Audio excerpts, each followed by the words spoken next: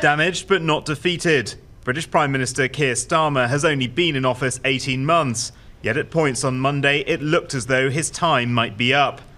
Over the weekend, his chief of staff resigned, taking responsibility for having recommended appointing Peter Mandelson as ambassador to Washington, despite his known links to the late financier and convicted paedophile Jeffrey Epstein.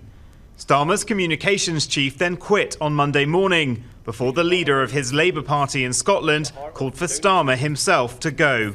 Starmer's cabinet subsequently came out one by one to support him. Crucially, Angela Rayner, Starmer's former deputy and his biggest challenger for the leadership from the backbenches, also backed him ahead of a meeting with all of his MPs. Meanwhile, there was more bad news for the British royal family. Over the weekend, further evidence emerged of Andrew Mountbatten-Windsor having entertained Jeffrey Epstein and young women at Buckingham Palace. A police investigation has also begun into allegations the former prince shared confidential information from his time as a government trade envoy with Epstein. On Monday, for the second time in a week, King Charles was heckled by a member of the public about his brother's relationship with the convicted paedophile. Charles! How long have you known about Andrew and Epstein?